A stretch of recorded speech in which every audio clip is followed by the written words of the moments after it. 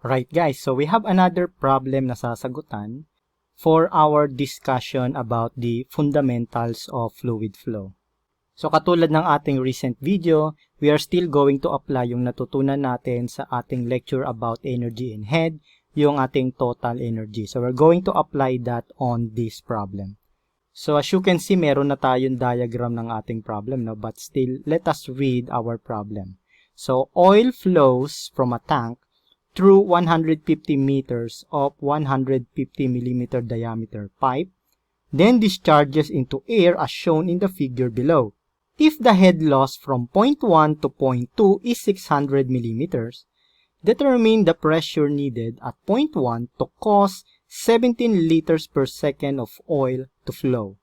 Okay, so ito yung specific gravity ng ating oil. It was written right here, no? 0.84. So, ang kailangan natin makuha is itong pressure dito sa ating point 1. Okay, this is our point 1 and this is our point 2 sa ating discharge. So, given ang ating elevation dito, we have to take note of these elevations written here. So, elevation in our point 1 is 20 meters at elevation sa ating point 2 is 30 meters. First, we have to take note that our volumetric flow rate dito sa ating discharge is 17 liters per second. So, therefore, our Q2 is equal to 17 liters per second. Okay, so we have to take note of that. Okay, so katulad ng ginawa natin last time, no? We know that we will be working in units of meters. So, it's better to convert itong unit natin from liters into cubic meters, no? So, we have our Q2, which is 17 liters per second. And we're going to convert that into cubic meters. So, we have 1,000 liters in 1 cubic meters. Okay? So, our unit for liters will be cancelled out. So, therefore, our Q2 will be equal to 0.017 cubic meters per second. Okay? So, yan ang ating flow rate dito sa ating point 2. Okay, so we learned from our previous solved problem that in order to get the head loss, okay, we have our energy from point 1 minus the energy in point 2 will be equal to our head loss, which is from 1 to 2, point 1 to point 2, okay? Okay, so rearranging this, we can write this as E1 minus head loss from 1 to 2 is equal to E2, okay? So we are going to use this equation later. So I'll just write this as equation number 1, okay? And we learned also that our energy head is equal to velocity squared over 2g. This is our kinetic energy, no? Plus our pressure head, which is pressure over the specific weight natin, no? Or our unit weight, plus our potential energy due to position, which is Z. Okay, so substituting this to our equation 1, therefore, we will have our E1, which is equal to velocity 1 squared over 2g, plus pressure 1 over our specific weight, then plus Z1, okay, then minus our head loss here. So head loss from 1 to 2 is equal to our E2. So our E2 is velocity 2 squared over 2g plus pressure 2 over our specific weight plus Z2. Okay? So basically, ito na yung gagamitin nating equation now. Okay? So, kailangan lang makuha na natin yung mga values natin sa bawat components natin. So, ano ba yung hinahanap natin? Ang kailangan natin makuha is itong P1, no? The pressure needed at point 1. So, itong pressure natin sa point 1, Therefore, ito yun. Ito yung ating required. Pressure in point 1. Okay, so we're going to solve this now. So our velocity at point 1, as you can see, this is a tank. Okay, so our velocity here is basically equal to 0. Okay, since our V1 is equal to 0, so therefore, this is equal to 0. So on this problem, given ang ating head loss, our head loss is 600 millimeters. Okay, because in our previous problem, ang hinahanap natin is yung head loss. But this time, given yung ating head loss, ang kailangan natin makuha is itong ating pressure sa point 1. So our head loss is equal to 600 millimeter. Okay? So our HL from 1 to 2 is equal to 600 millimeters. But we need to convert that to meters. So we have 1,000 millimeters to 1 meters. So our head loss from 1 to 2 is equal to 0.6 meters. Okay? So may value na tayo nitong HL. Okay, so we will have here our kinetic energy in point 1, which is equal to 0, plus our pressure at point 1 divided by our unit weight, plus our Z1. So what is our Z1? Okay, so as you can see, our elevation is given here. Our elevation in point 1 is 20 meters and our elevation in point 2 is equal to 30 meters. So, do not get confused kahit may given tayong 150 meters na length ng ating pipe. Because it doesn't mention kung saan ang location ng ating point 1 based dito sa ating length ng pipe. So, we are given the elevation here, which is 20 meters, which is obviously measured in a certain datum line. Maybe somewhere here or somewhere down. No? We don't know that. But as far as these givens are concerned, we have the values of our elevation, which is obviously measured in a certain datum line. So, ito ang magiging value ng ating Z1 at ito ang magiging value ng ating Z2. So, our Z1 is equal to 20 meters. No? So, we have 20 meters. Then, we're going to subtract our head loss, which is 0.6 meters. So, we minus 0.6 meters. And this is equal to our kinetic energy in point 2, no? So, we have V squared. So, ano ba yung value ng ating velocity sa point 2?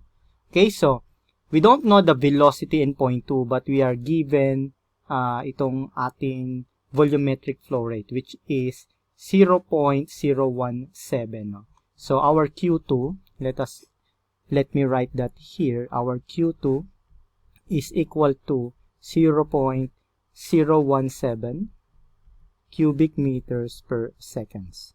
Okay, so our formula for volumetric flow rate is equal to velocity times the area.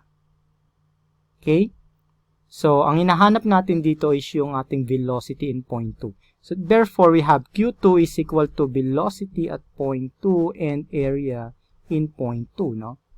So, therefore, our velocity 2 is equal to Q2 over area 2. Okay? So, we're going to apply that here because we need to get velocity 2 squared, no? So, velocity 2 squared, that means we're going to square this. So, velocity 2 squared is equal to Q2 over area 2 squared. Okay? So, we're going to have that here. So, therefore, substituting that sa ating equation, we will have here Q2 over A2 squared over 2G. Okay? Plus itong ating pressure head. So, what is our pressure dito sa ating point 2? So, as you can see, our oil is being discharged in air. So, therefore, the pressure acting on our point 2 is equal to 0. So, our P2 here is equal to 0. No? Okay, so we have here 0. plus our Z2. So our C2, we already know that this is equal to 30 meters. No? So we're going to write that here. Okay, but we still need to solve itong ating Q2 over QA. No? So let me write this equation again. We have P1 over our unit weight plus 20 minus 0.6 meters is equal to, okay, so our Q2 is equal to, we have that value here, 0.017. So we have 0.017 cubic meters per second over our area, which is pi over 4 our diameter squared, no? So our diameter is equal to 150 millimeters, no? So convert na natin yung 150 millimeters to meters. So we will have here 0.15 meter squared. And this is all squared, no? Over 2g. So we have 2 times our acceleration due to gravity, which is 9.81 meters per second squared, plus 30 meters. Okay, so we have meter unit here, no? Para di tayo malito. Our unit must be consistent.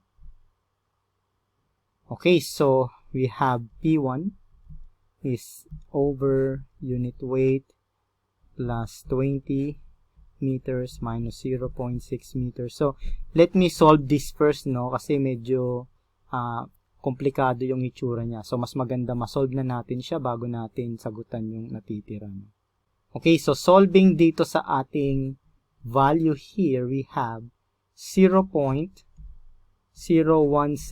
cubic meter per second squared over, okay, so we have 2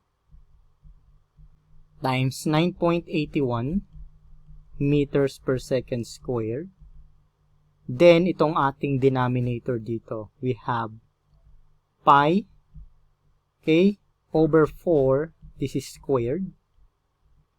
Okay, then we have 0.15 meters. So, naka-squared to, and then another squared, that means we have 4th power here, no? Then we have plus 30 meters. Okay? So, we're going to solve for it again. P1 over plus 20 meters minus 0.6 meters is equal to, okay, so we have 0.017 cubic meters per second squared over, we have 2 times 9.81 meters per second squared times pi squared over 4 squared, which is 16, times 0.15 meter to the 4th plus 30 meters. Okay. Okay, so solving for this, we'll have P1 over the unit weight plus 20 meters minus 0.6 meters is equal to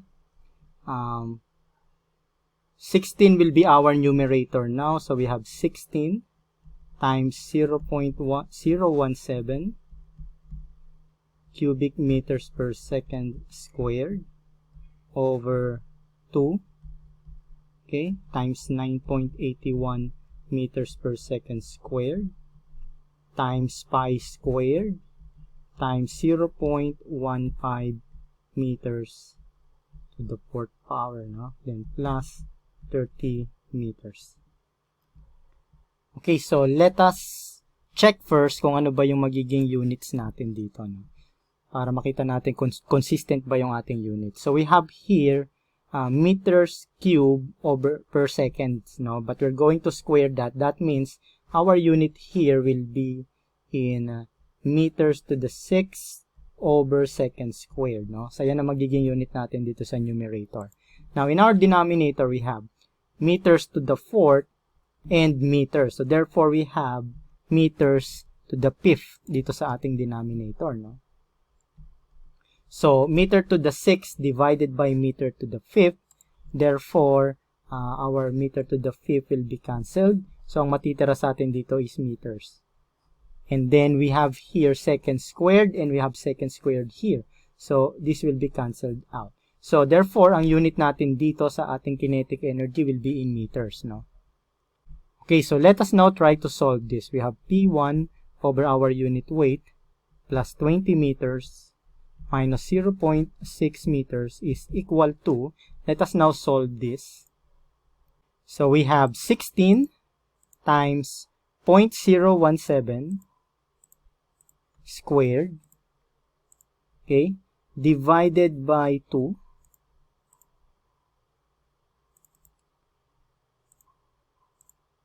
Then divided by 9.81. And then divided by pi squared. And then divided by 0.15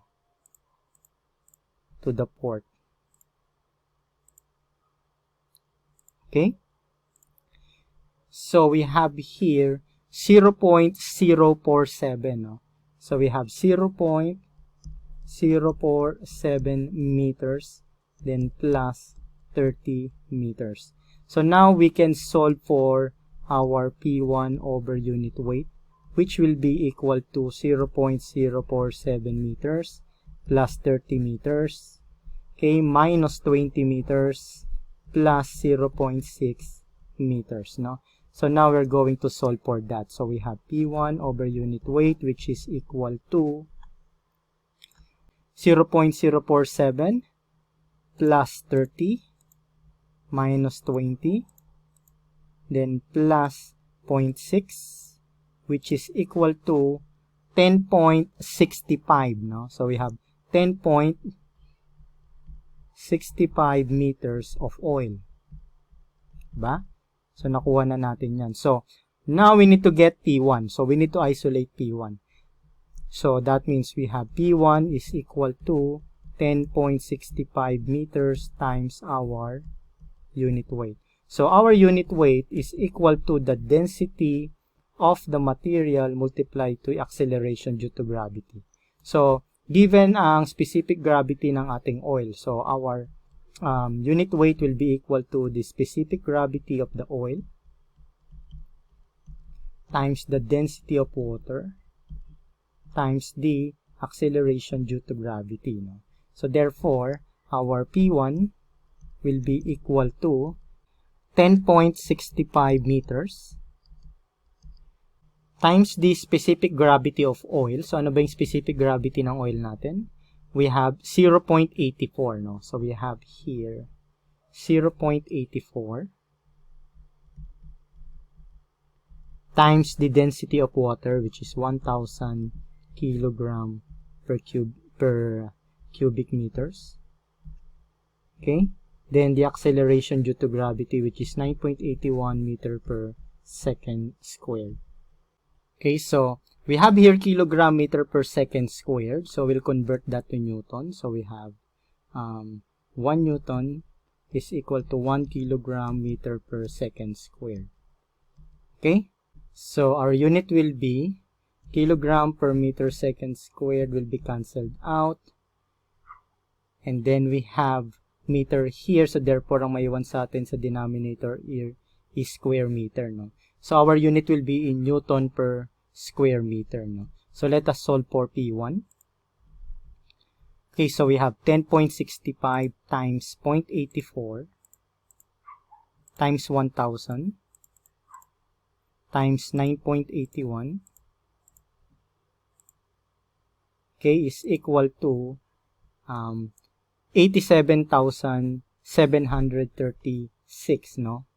So we have P1 is equal to 87,736 Newton per square meter. Okay, so tama ba? 736. Oh, we can write this as 737. Ano? So this will be 37. So we can properly round it off.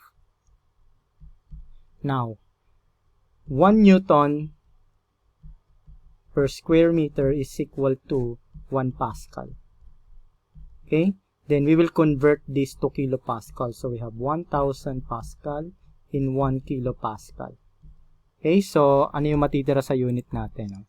Our Newton per meter squared will be cancelled out. Our Pascal will be cancelled out. So, our unit will be in kilopascal. No? So, therefore, our P1 is equal to 87.737 kilopascal. No? So, this will be our final answer for this problem.